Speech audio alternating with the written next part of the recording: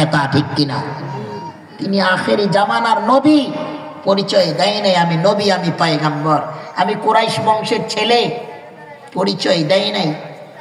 আল্লাহর নবী সাল্লাল্লাহু আলাইহি সাল্লাম কেমন নবী জানেন? যখন আল্লাহর নবী মায়ের পেটে এসেছে, মায়ের পেটে গর্ভে অবস্থায় এসেছে, আল্লাহ রসুলের আম্মা কলস নিয়ে পানি আনতে যাইতেছে, আকাশের ছায়া আল্লাহর নবীর মায়ের মাথার উপরে ছায়া নড়তেছে, ছায়া দিতেছে, নবীর মাকে রৌদ্র লাগবে না। চন্দ্র সূর্য সালাম জানাইতেছি, মাটি সালাম জানাইতেছি, পশু পাখি সালাম জানাইতেছি, বাড়ির সুগন্ধ ভরপুর হয়ে গেছে। আল্লাহ রসুলের দাদি দাদা বলতেছে, বৌমা বাইরে যাইও না, কেন জানি তোমার শরীর থেকে সুগন্ধ, এত সুগন্ধ ব্যবহার করো কেন? বলতেছে, আব্বা আমি তো সুগন্ধ ব্যবহার করি না, যেদিন আপনার নাতি আমার পেটে এসেছে সেদিন আমার ঘরটাকে আল্লাহ তাআলা খুশবুই ভরপুর করে দিছে। শুধু তাই নয় আব্বা, আমি যেদিন থেকে আপনার নাতি পেটে এসেছে, আমি যেই রাস্তা দিয়ে যাই আকাশের ছায়া আমার মাথার উপরে আসে, চন্দ্র সূর্য আমাকে সালাম জানায়, মাটি আমারে সালাম জানায়, আমাকে পশু পাখি সালাম জানাই, গাছপালা সালাম জানাই। আমি তো কখনো আমি সুগন্ধি ব্যবহার করি নাই। আল্লাহর নবী সাল্লাল্লাহু আলাইহি সাল্লামের দাদা আর বুঝতে দেরি নাই, দাদি আর বুঝতে দেরি নাই, তার আম্মা জান বুঝতে নাই, আরে যার পেটে এসেছে আখেরি জামানার পয়গম্বর, ঠিক কিনা? কেমন নবী! আমাদের নবীর ভিতরে শরীরের গায়ের ভিতরে মশা মাছি পড়া পর্যন্ত হারাম ছিল, মশা মাছি পড়তো না। রাসূলুল্লাহ সাল্লাল্লাহু আলাইহি ওয়াসাল্লাম বালতিটা নিয়ে পানির দিকে হাতটা বাড়াইলেন, এদিকে বালতিটা আস্তে কইরা পানিতে দেয় আর বালতিটা একাই উঠে উঠে হাতে চলে আসে। আল্লাহ পাক রব্বে কারীম বলে, জিবরাইল কেন বা কি কারণে দাঁড়িয়ে আছো? আমার নবী, আমার দোস্ত, আমার পয়গম্বর, আমার আলামিন নিজ কুদরতি হাত দিয়ে দিয়ে পানি দিতেছে, কেন দেরি করো? যাও ওই পানি দ্বারা তাড়াতাড়ি এই বাগানটারে ভরপুর কইরা দাও। আল্লাহর নবীর বরকতি হাত মোবারক হাত এদিকে পানির দিকে বাড়ায় আর দ্রুত বাগানটা ভরা যায়। আল্লাহর নবী নিজ হাতে পানি দেয় আর নিজের কুদরতি হাত দিয়ে পানিগুলো বেয়ে ঢালে। ইতিমধ্যে চতুর্দিকে ঘুরা ঘুরা দেখে, ইহুদি ব্যক্তি দেখে অতি তাড়াতাড়ি অতি শীঘ্রই অল্প টাইমের ভিতরে খেজুর বাগানটা ভরপুর হয়ে গেছে। আল্লাহর নবীর কাছে আইসা বলে, কি ব্যাপার, এত তাড়াতাড়ি আমার বাগানটা কেমনে ভরপুর করলেন? এত বড় বাগান, এত বড় বাগান, যেই বাগানের মাটিগুলো চাচির হয়ে গেছিল, পানির কারণে মাটিগুলো ফাইটা ফাইটা গেছিল, এই বাগানে এত বড় পানি আপনি কিভাবে কেমন করে দিলেন? আল্লাহর নবীর দিকে একবার ইহুদি তাকায়, একবার পানির দিকে তাকায়, একবার খেজুর বাগানের দিকে তাকায়। আল্লাহর নবী কোনো কিছু বলে না। ইতিমধ্যে ইহুদি ব্যক্তি টাকাগুলো দিলেন। আল্লাহর নবী বললেন, ইহুদি ভাই, আপনি তো আমার বেতন মুনাফা ঠিকই দিলেন, কিন্তু আপনার কাছে যে আমানত আপনি আমাকে দিছিলেন, এই আমানতটুকু আপনাকে আমি দিতে পারলাম না। কেন, কি কারণে, কি হয়েছে? ইহুদি ব্যক্তি যখন বললেন, আল্লাহর নবী বললেন, ভাই, আপনার যে বালতিটা দিছিলেন আমানত, এই বালতিটা আমি শেষ পানিটুকু যখন উঠাইতে যাই, নিতে যাই, তখন বালতিটা পানির মধ্যে পড়া নিচে চলে গেছে, আমি বালতিটা আর খুঁজে পাচ্ছি না। ইহুদি ব্যক্তির ব্যবহার খারাপ, আচরণ খারাপ, আখলাক খারাপ। আল্লাহর নবীকে চিনতে পারে নাই, বুঝতে পারে নাই। আল্লাহর নবীর কথা শুই নাই ইহুদি ব্যক্তি আল্লাহর নবীর গায়ে মোবারক চেহারার ভিতরে একটা কর আঘাত করে, জোরে করে একটা থাপ্পড় দিয়ে আঘাত করলা। আল্লাহর নবীর চোখ দিয়া পানি। ইহুদি ব্যক্তির সামনে চোখ দুইটা পানি ফালাবে, কষ্ট পাবে। আল্লাহর নবী ফালাইলেন না, এবার পানির দিকে ইশারা করলেন। কেমন নবী? মক্কায় গেছে আবু জাহেল বলছে, ভাতিজারে এই চারদারে খণ্ড করে দিতে পারবানি? কেমন নবী ইশারা করতে দেরি, চন্দ্র দুই খণ্ড হইতে দেরি করে না। পানির দিকে ইশারা করেছে, বালতি পানির নিচ থেকে উইঠা আল্লাহর নবীর বরকতে হাতের মধ্যে হাজির হয়ে গেছে। ইহুদি ব্যক্তি একবার নবীর দিকে তাকায়, একবার হাতের দিকে তাকায়, কেমন মানুষ, কি করলাম? নদীর দিকে ইশারা করতে দেরি, বালতি আসতে দেরি না। তিনি কেমন জাদুঘর, কেমন পণ্ডিত, কেমন কি আমি বুঝলাম না। আল্লাহর নবী বালতিটা দিয়া, আমানতের জিনিসটা দিয়া আস্তে করে হাঁটার শুরু করেছে। বাজার থেকে আল্লাহর নবী আটা খরিদ কইরা কইরা ফাতেমার বাড়িতে গেছে। ফাতেমা, ও মা ফাতেমা বাড়িতে আসনি? বলছে জি বাবা। বলতেছে আমার নাতি হাসান হুসাইন কই? কই বাবা ঘুমায়া দিছি। আব্বা কেন এসেছ? কই মারে আমার আদরের নাতি হাসান হুসাইন কি খাইছে আমি জানি না। এই যে মা আমি কিছু আটা খরিদ করে নিয়ে এসেছি রে মা, এটা তাড়াতাড়ি খামিরা বানাও, রুটি বানাও, আমার নাতি আদরের নাতি হাসান হুসাইন রে ডাইকা আমি রুটি পান করাই। আল্লাহর নবীর বরকতি হাত পানির মধ্যে আটার মধ্যে দিতে দেরি, খামিরা তোরে হইতে দেরি না। ইতিমধ্যে আল্লাহর নবী নিজের কুদরতি হাত দিয়া আদরের কন্যা ফাতেমার সাথে বৈশা বৈশা রুটি বানাইলো। আল্লাহর নবীর নাতি হাসান হুসাইনকে খাওয়াইল। ইতিমধ্যে ফাতেমাকে বলে, ফাতেমা, এ ফাতেমা তোমার ছেলে আমার আদরের নাতি তো খাইলো, মারে তুমিও কিছু খাও। আল্লাহর নবী নিজ হাত দিয়ে আদরের কন্যা ফাতেমারে খাওয়াই দেয়। ইতিমধ্যে ফাতেমা মুখের লোকমাটা নিবে, হাতের দিকে চায়া দেখে আব্বা হুজুরের আল্লাহর নবীর হাতের ভিতরে এত কালা কালা দাগ কেন, রক্তগুলো জমাট কেন?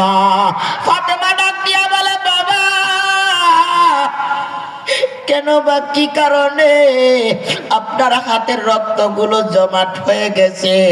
কি কারণে আব্বা আপনার হাতগুলো কালা দাগ পড়ে গেছে? এ বাবা আপনি তো এমন নবী, এমন একজন পয়গাম্বার, আপনার হাতে দাগ কেন পড়লো? আপনার শরীরে মশা মাছি পড়া পর্যন্ত হারাম ছিল গো বাবা। ও গো আব্বা, আপনি তো আল্লাহর নবী, আপনি তো আল্লাহর পয়গাম্বার, কেন বা কি কারণে আপনার গায়ে দাগ? আল্লাহর নবী বলে, ও কিছু না রে মা ফাতেমা, আর কিছু না, তুমি তোমার পানখানা গুলো পান করো, চিন্তা করিও না, কিছু না। এবার ইহুদি ব্যক্তি প্রেশান হয়ে গেলেন, স্থির ধরে থাকতে পারেন না, দৌড় দেয় বালতিটা ফালাইয়া মক্কা নগরী যায়া যায়া বলে, ব্যাপারে কি কি হয়েছে? ইহুদি ব্যক্তি বলে, কিছুক্ষণ আগে এই রাস্তা দিয়ে একজন পণ্ডিত জাদুঘর গেছে, আপনি দেখেছেন নি? কয় না না। একজন ব্যক্তি ডাক দিয়া বলে, কাকে আপনি পণ্ডিত জাদুঘর বলেন? তিনি কোন জাদুঘর না, পণ্ডিত না, তিনি হইলেন আখিরি জামানার নবী, তিনি হইলেন আখিরি জামানার পয়গম্বর, তিনার নাম হইল মুহাম্মদুর রাসূলুল্লাহ সাল্লাল্লাহু আলাইহি ওয়াসাল্লাম। আখিরি জামানার নবী মুহাম্মদ যেই রাস্তা দিয়ে হাঁটবে, এই রাস্তায় সুগন্ধ ভরপুর হয়ে যাবে। ইহুদি ব্যক্তি প্রেশান, কি ভুল করলাম, কি দোষ করলাম, কি অন্যায় করলাম, আখিরি জামানার পয়গম্বর নবীর গায়ে হাত উঠাইলাম। ইহুদি ব্যক্তি বাড়িতে গেলেন, যাওয়ার পরে নিজের তরবারি আঘাত করে নিজের হাতটারে খণ্ড কইরা দুই ভাগ করে ফলায়া দিছে। আর প্রেশান প্রেশান হয়ে আল্লাহর নবীর বাড়ির দিকে দৌড়াবার শুরু করলেন। কোন দিক দিয়ে আল্লাহর নবী আল্লাহর পয়গম্বর গেছে, ইহুদি ব্যক্তি ওই দিক দিয়ে দৌড়াবার শুরু করলেন। ফাতেমার বাড়িতে যায় ইহুদি ব্যক্তি টোকা দেয়। আল্লাহর নবী বলে, কে? আল্লাহর নবী দরজার কাছে যায় হাজির হয়ে গেছে। আল্লাহর নবীকে দেখার সাথে সাথে ইহুদি ব্যক্তি বলে, ওগো নবী, ওগো পয়গম্বর, আমি বুঝতে পারি নাই আপনি আখিরি জামানার নবী পয়গম্বর। আমি বুঝতে পারি নাই ওগো আল্লাহর নবী, আপনি আমারে মাফ কইরা দেন। আল্লাহর নবী ফিরাই দেয় নাই, জোড়ায় বুকে উঠায় বলে দরকার নাই, কোনো কিছু না, কোনো কিছু না। কেন বা কি কারণে এসেছো বলো আমার কাছে ভাই। ইহুদি ব্যক্তি বলে ওগো আল্লাহর নবী, আমি বুঝতে পারি না আপনাকে আঘাত করেছি। আল্লাহর নবী তাকায়া দেখে যে হাত দিয়ে আঘাত করেছে, হাতটা খন্ড হয়ে গেছে। আল্লাহর নবী বলে ওগো ইহুদি ভাই, আপনার হাতের খন্ড টুকরাটা কই? আল্লাহর নবীকে বলে এই যে আমি হাতের টুকরা কইরা ফেলাইছি। যে হাত আমার নবী পয়গম্বরের গায়ে হাঁটেছে, হাত উঠাইছে, এই হাত রাখার দরকার নাই, এই হাত আমি রাখতে চাই নাই, এইটা ফালাইছি, টুকরা কইরা ফালাইছি। আল্লাহর নবী বলে হাতের টুকরা খন্ডটা আমার হাতে দাও। আল্লাহর নবী হাতের সাথে হাতটারে লাগাইয়া শাহাদাত আঙ্গুল উঁচা কইরা মুখের লালা লইয়া চতুর্দিকে লাগাইয়া দিলেন। কিছুক্ষণে পরে দেখে ইহুদির হাতটা জড়া লাগে গেছে। এর মুসলমান, ইহুদি আল্লাহর নবীকে যায় বলে ওগো আল্লাহর নবী, আল্লাহর পয়গম্বর, আপনি আমার দ্রুত আপনার কালিমার মেহমান বানায়া নেন। এর মুসলমান, কেমন নবী কেমন পয়গম্বর, আল্লাহর নবীকে আমরা চিনতে পারি নাই, আমাদের নবীকে আমরা বুঝতে পারি নাই, চিনতে পারলাম না। জঙ্গলের পশু পাখি চিনল, নদীর মাছ চিনল, পানি চিনল, আমরা চিনতে পারলাম না।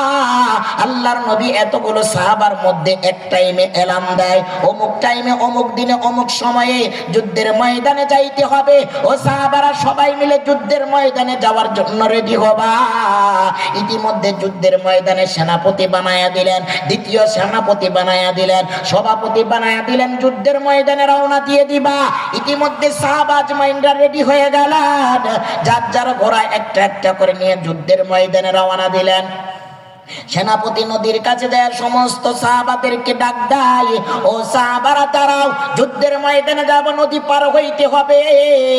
ইতিমধ্যে এখানে সবার ঘোড়ার লাগামগুলো টান দিবা, আর কেউ পিছন দিকে তাকাবা না, নিচের দিকেও তাকাবা না, আর ঘোড়াগুলোরে দাবড়াবা, দৌড়াবা, আর চোখের পলকে আল্লাহ তাআলা আমাদেরকে এই নদী চোখের পলকে পার করে দিবেন। সাহাবারা দাবড়াই, সেনাপতি সামনে যায়। হঠাৎ করে একজন সেনাপতি দ্বিতীয় সেনাপতি ঘোড়াটার মাঝখান থেকে পানির মধ্যে ব্রেক করে ফেলেছে। আর সেনাপতি ডাক দিয়ে, ব্যাপার কি, কেন ঘোড়া ব্রেক করেছ? ও সেনাপতি, আমার ঘোড়ার গলার গালায় আমার কাছে একটা পানির পাত্র ছিল, পেয়ালা ছিল, এই পেয়ালাটা পানির মাঝখানে পড়ে গেছে। আমি যতক্ষণ পর্যন্ত এনে পানির পাত্র পেয়ালাটা পাবো না, ততক্ষণ পর্যন্ত আমি আমার ঘোড়া এখান থেকে দাবড়াবো না। সেনাপতি বলেছে, কেন? এখানে পানির নিচে ঘোড়াগুলো চলে যাবে, দাঁড়া থাকবার জায়গা নয়, এটা তো পানি, এটা সমুদ্র। এরকম পানির পাত্র, এরকম পানির পেয়ালা আপনাকে আমি বাজার থেকে খরিদ করে দেব। এবার সেনাপতি বললেন, ও সেনাপতি, আমি আপনার পানির পাত্র তো পাওয়া যায়, আমি যেই পাত্রটাতে পানি খাই, যেইটা পইরা গেছি, আমি সেই পাত্র ছাড়া এক পাও নড়ব না। প্রথম সেনাপতি বলেন, কেন এই পাত্রীর প্রতি মায়া, এই পেয়ালার উপরে কেন তোমার এত মহব্বত, এত মায়া? দ্বিতীয় সেনাপতি বললেন, সেনাপতি, এটা সাধারণ কোনো পেয়ালা নয়, এক সময় এক টাইমে আমি রসুলের দরবারে গেছিলাম, আল্লাহর নবী সাল্লাল্লাহু আলাইহি সাল্লাম এই পেয়ালার এই পাত্রের উপরে মুখ করে পানি লাগায় পানি পান করেছিল, আমি সেই জায়গাটা খেয়াল করে রাখছি। আল্লাহর নবী যেই পাত্রটা, যেটা মুখ লাগা দুই ঠোঁট লাগায়া পানি পান করেছে, আমি ঠিক জায়গাটাই দুইটা ঠোঁট বসায়া বসায়া আল্লাহর নবীর জায়গাটাতে ঠোঁট লাগায়া লাগায়া পানি পান করি। এই জন্য আমি সব ছেড়ে দিতে পারি, আল্লাহর নবীর বরকতে মুখ যেই জায়গায় লাগছি, আমি এই পেয়ালা পানির পাত্র ছাড়তে রাজি না। সেনাপতি আর দেরি করেন না, পানি থেকে ইশারা করলেন, ও পানির নিচে যত সমুদ্রের মাছ প্রাণী যত আছে, এই আল্লাহর নবী যেই পেয়ালার ভিতরে মুখ লাগাইছে, এই পেয়ালা আমার হাতে দিয়ে দাও। সমস্ত মাছগুলো কারাকারি, পানির নিচে যতগুলো প্রাণী আছে সমস্ত প্রাণীগুলো রেডি হয়ে গেছে। সেনাপতি পানির পেয়ালা চেয়েছে, যেই পেয়ালার ভিতরে নবীর মোবারক মুখ লেগেছে। এক মাছ সমুদ্র থেকে হা করে চায়া পানির পাত্রটা লইয়া সেনাপতির হাতে দিয়ে দিছে। সেনাপতি দিয়ে দিছেন, আর গলাগুলো দাবড়াইয়া দাবড়াইয়া চমুকের মতো নদী পার হয়ে গেছে। শুধু তাই না রে মুসলমান, আল্লাহর রাসূলের সাহাবারা জঙ্গলে রাত্র যাপন করবে, যুদ্ধের ময়দানে যাইতে যাইতে ইতিমধ্যে জঙ্গলে পাড়ি দিছে। অনেক জঙ্গল, ভয়ানক জঙ্গল, বাঘগুলো সিংহগুলো হাহাকার করে, আর জীব জানোয়ার গুলো চিৎকার করে, আওয়াজ করে। সাহাবা আজমাইনরা বলে কেমনে রাত্রি যাপন করব? সেনাপতি দাঁড়ায়া বলে জঙ্গলের দিকে তাকায়া, ও জঙ্গলের পশু পাখিরা, ওই জঙ্গলের জানোয়ার হিংস্র প্রাণীগুলো, আমরা কেউ না আল্লাহর নবীর পাঠানো সাহাবা, আমরা যুদ্ধের ময়দানে যাইতাছি, আমরা আজকে এই জঙ্গলে রাত্র যাপন করব, আমাদেরকে কোনো প্রাণী আক্রমণ করবা না, আমরা এই জঙ্গলে তাবু পাতব, তাবু করে রাত্র যাপন করব। জঙ্গলের হিংস্র প্রাণী সিংহগুলো একজন এলান দেয়, কে রে, কে কোথায় আছো, কোন প্রাণী কোন জঙ্গলে আছো? আমাদের জঙ্গলে, আমাদের বাসস্থানে, আমাদের স্থানে, আমাদের ঘর বাড়িতে মেহমান এসেছে, কারো সাধারণ কোন মেহমান নয়, আখিরি জামানার পয়গাম্বর, আখিরি জামানার নবীর পয়গাম্বরের সাহাবারা রাত্রি যাপন করবে। কে কোথায় আসরে প্রাণী? সবাই নিজের ছানাগুলো বাচ্চাগুলোরে নিয়ে নিয়ে তোমরা রওনা দিয়ে দাও। এক সঙ্গে এলান দিতে শুরু, আর এক সিংহ দেরি করতে রাজি নাই। বাচ্চা সুন্দর করে তার ছানাগুলো বাচ্চাগুলোরে তার সুন্দর সুন্দর মুখ দিয়ে কামড় দিয়ে জঙ্গল থেকে হাঁটার শুরু করে দিছে। পাড়ি দিয়ে দিয়ে অমুক জঙ্গলে চলে গেছে, সাহাবাজ বাইনদেরকে থাকার ব্যবস্থা করে দিছে। আরে নবীর উম্মত জঙ্গলের পশু চিনল, জঙ্গলের প্রাণীগুলো চিনল, আমরা আমাদের নবীকে চিনতে পারলাম না, ঠিক কিনা? নবীর সাহাবারা চিনেছে, হরিণ চিনেছে, বাঘ চিনেছে, সিংহ চিনেছে। আমরা আখির জামানার উম্মত হইয়া, আর শেষ নবীর শেষ উম্মত হইয়া আল্লাহর নবীকে আমরা চিনতে পারি নাই, ঠিক কিনা? আরে নবীর মোবারক চেহারা দেখেছে, সমস্ত প্রাণীগুলো ঠান্ডা হয়ে গেছে। আরে মুসলমান, আমরা তো সেই নবীর এই উম্মত, যেই নবীকে সাহাবা আজমাইনরা দেখেছে, বাঘ ভাল্লুক চিনেছে, জঙ্গলের পশু পাখিগুলো চিনেছে। আমরাও সেই নবীর উম্মত, তারাও তার নবীর শেষ নবীর প্রাণী জগতের প্রাণ ছিল, ঠিক কিনা?